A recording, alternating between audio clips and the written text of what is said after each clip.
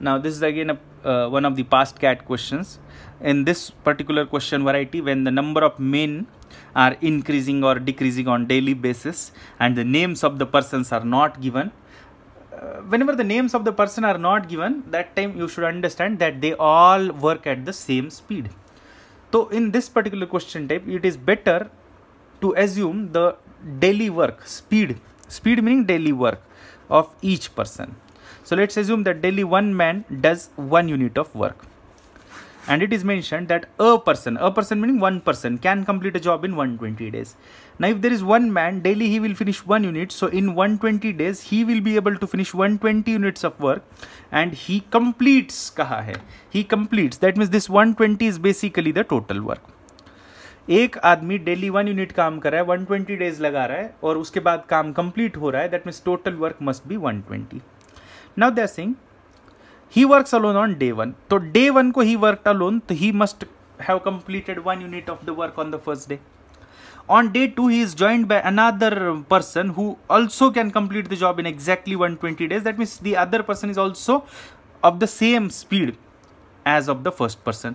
तो second day को 2 लोग हैं, तो उन्होंने सेकेंड डे में 2 यूनिट्स कंप्लीट किए होंगे, जबकि फर्स्ट डे में 1 ही कंप्लीट हुआ था क्योंकि सेकेंड डे 2 लोग हैं.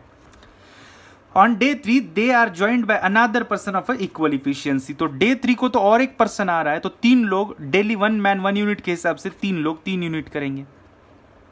Like this every day a new person with the same efficiency joins the work.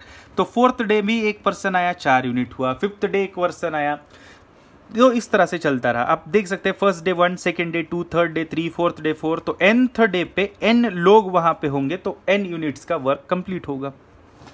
They are saying how many days are required to complete the work. Now we know that work will be finished when the total 120 units are completed. That means ये first day का, second day का, third day का, fourth day का, last day is late से nth day, तो ये सारा मिलाकर जब भी 120 होगा तो वर्क कंप्लीट होगा. Sum of the first n natural numbers is n into n plus 1 by 2 and that is 120. That means n into n plus 1 is 240. अब n is basically number of days, nth day. तो obviously n value integer होगा, तो ये आप quadratic बना के solve कर सकते हो आप, या फिर वैल्यूज पुट अप करके भी कोशिश कर सकते हो. तो n की वैल्यू आएगी 15 इंटू 16 होता है 240.